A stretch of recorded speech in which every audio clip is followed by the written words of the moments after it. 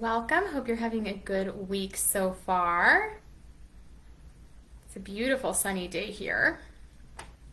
Although yesterday I yawned and threw my neck out. So we're living the 40-year-old life over here. Today we're going to talk about how to get started with systems for your home, and especially knowing which ones are going to be most beneficial to you and where you can see the biggest change in the flow of your day and your week. The last few weeks I've been focused mainly on business systems. Today we're really diving into your home, because we know that those two parts, if you're building your business out of your home, those two parts are intertwined whether you like it or not, right? So if you're new to me, I'm Jenna of J-Lane Virtual Solutions, and I help you spend less time on the things that have to get done for your home and your business so that you open up more time for creativity and for doing things that you really enjoy. And we do that with simple systems and rhythms. So I think that sometimes we get so busy just trying to make it through the day, we're just focusing on the essentials that have to happen. And when that's taking up a ton of our time and energy, we don't take the time to step back and look at the bigger picture. Hi, Kelly.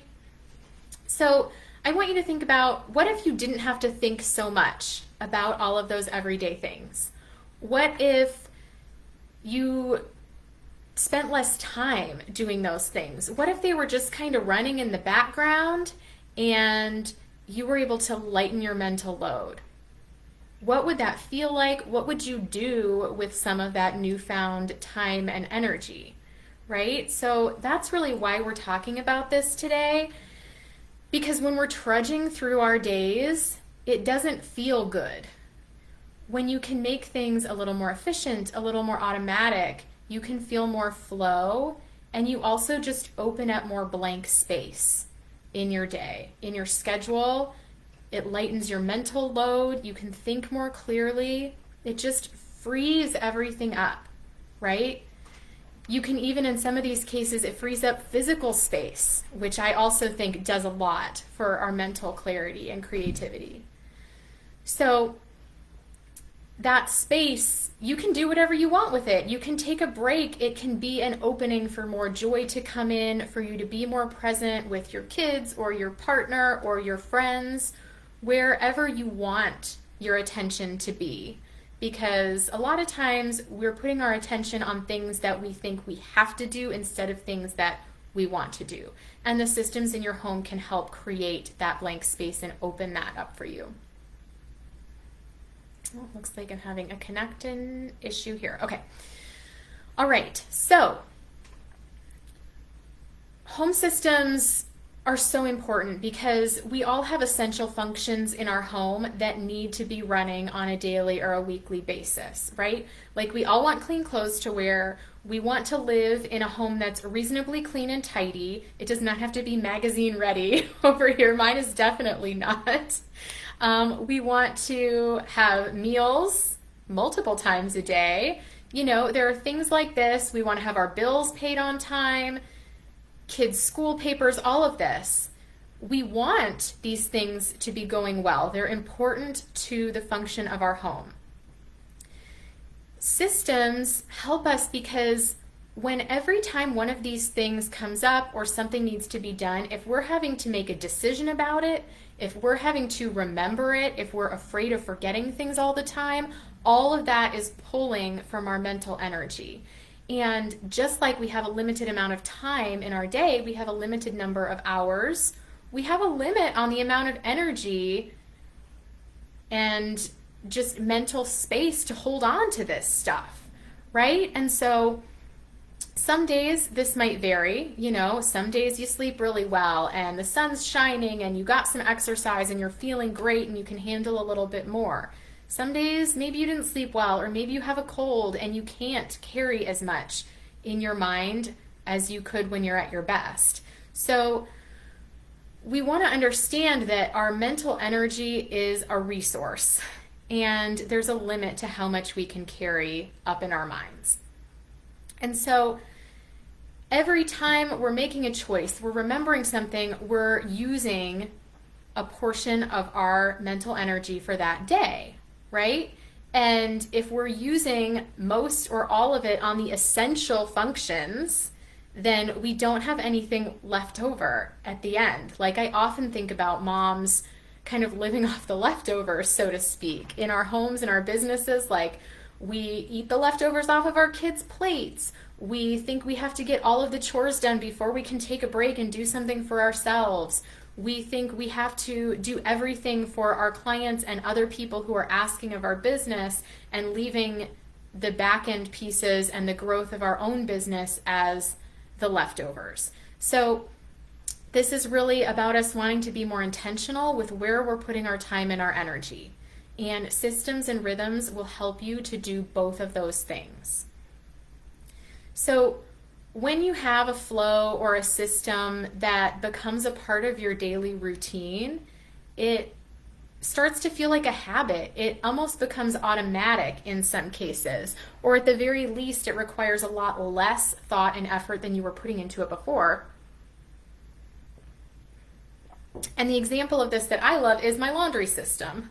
So I just saw a couple of days ago, multiple friends of mine had pictures on Facebook of just baskets of laundry that they hadn't fully finished, right? And I know that this is such a common thing. We've all been there. And your system doesn't have to look like mine. But in my laundry system, I do a load of laundry a day. It's pre-sorted. Everyone in the family sorts their own laundry. And so when I take my kids to the bus stop in the morning, I grab a bag, I put it in the washing machine.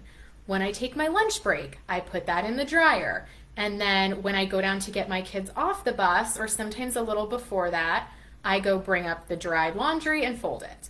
So I say that just to show that the different steps of that system are paired with other things I'm already doing in my day. Every school day, I'm taking my kids to the bus and I'm getting them off the bus. Every day I'm eating lunch. So I've paired those pieces so it becomes almost automatic. I almost don't even have to think about it anymore. It's just a part of my routine. I don't wake up in the morning and be like, oh, I have so much laundry. What load am I going to wash? When am I going to do it? How am I going to get it done? I've already made those decisions. I no longer have to make those decisions every day. I no longer have to put a lot of effort into remembering to do it, right? So this kind of idea can be applied to a lot of the essential functions of your home, and we're going to get into some more of those soon here. Now, if you don't have systems in place in your home, you might be finding yourself in one of two situations. So the first situation is that there are some things that should be getting done that aren't. And I'm not a huge fan of the shoulds. I know we all, use that word against ourselves a lot. But there are things that you want to be happening on a regular basis in your home, and they're not happening. So this might look like laundry piling up and not getting done. Kids running out of clean clothes, coming to you in the morning saying, Mom, I need something to wear.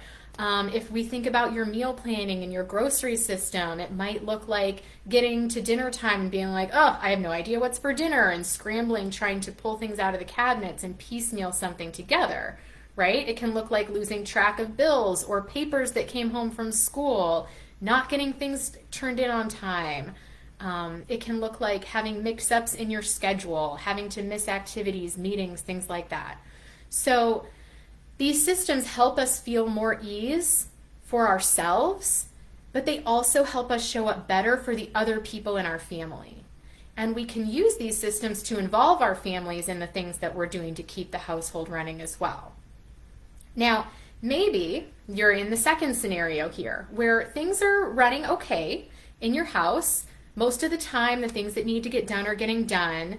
But if you don't have systems in place, it's possible that even though things are happening, you're feeling really stressed or overwhelmed or exhausted by all of it, because you're doing all the things, but you're still waking up every morning and running through that mental checklist, trying to remember all the things you have to do, trying to decide over and over what needs to be done, when, how.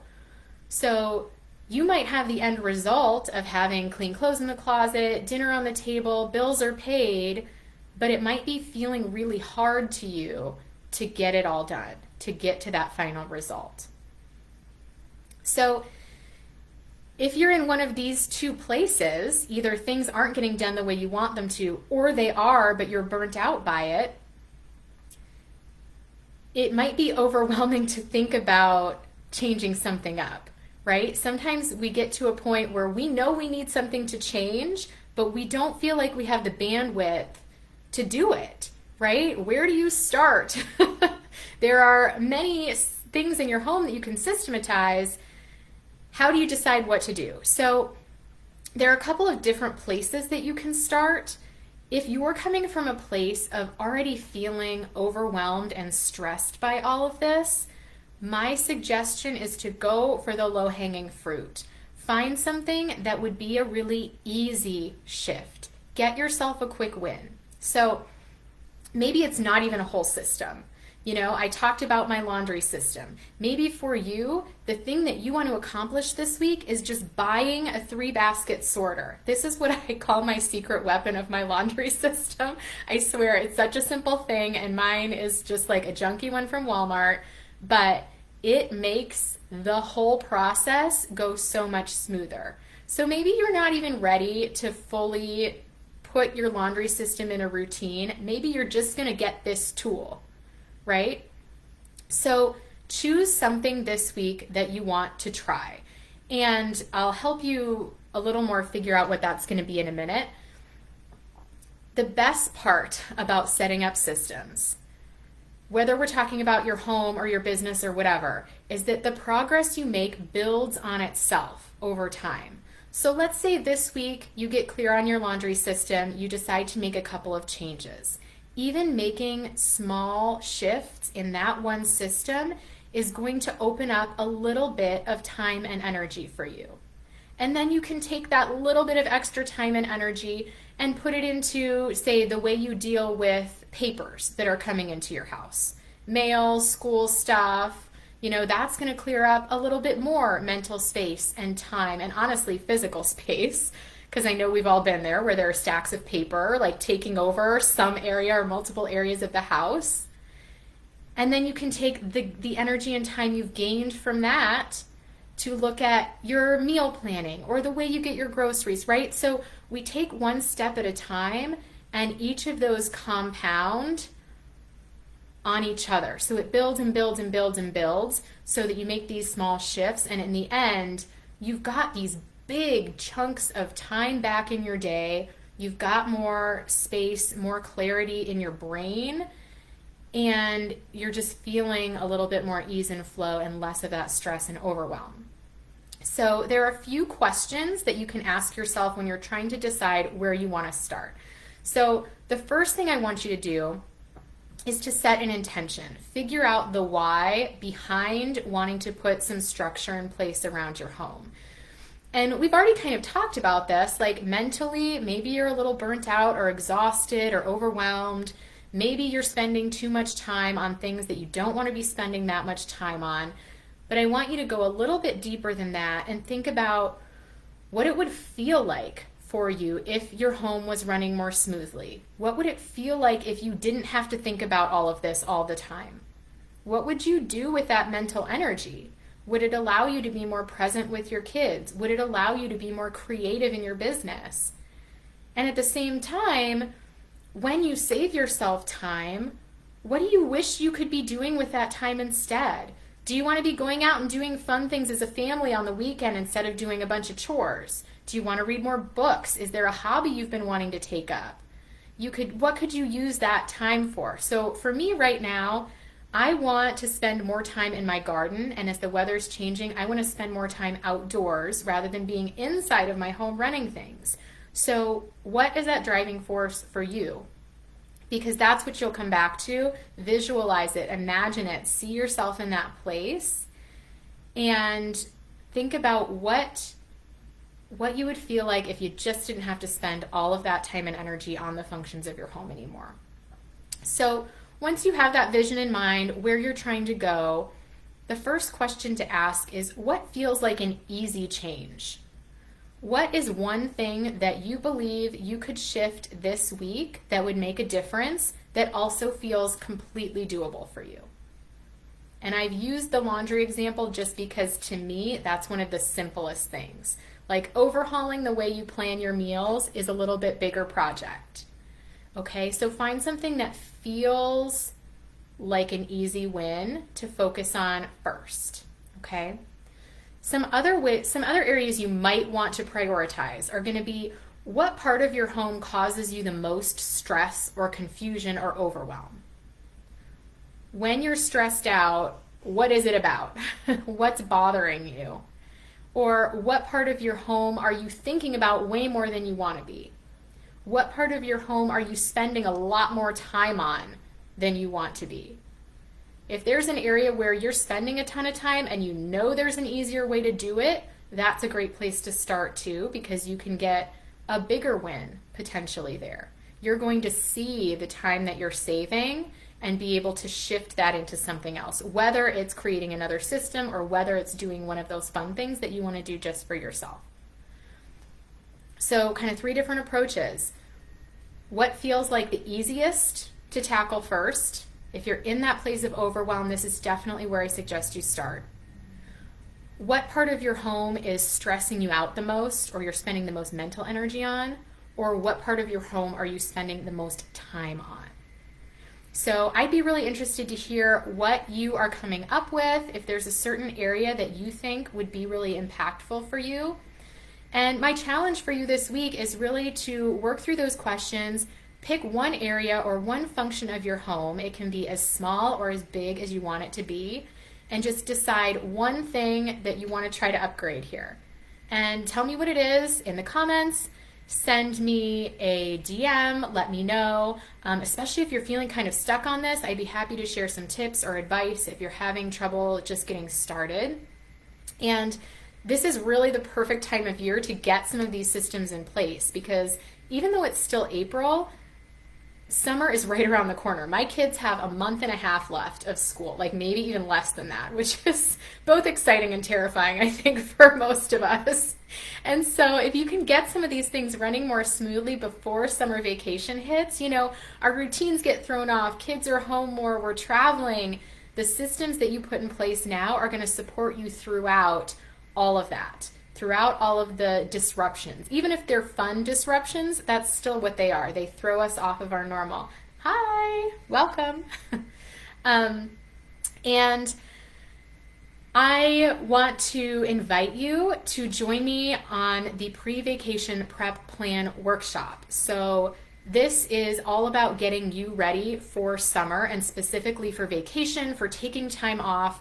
We're going to be talking about systems both for your home and your business over 3 days together, and how you can set those 2 major parts of your life up so that when you go away on vacation, you can actually turn off your work brain and relax.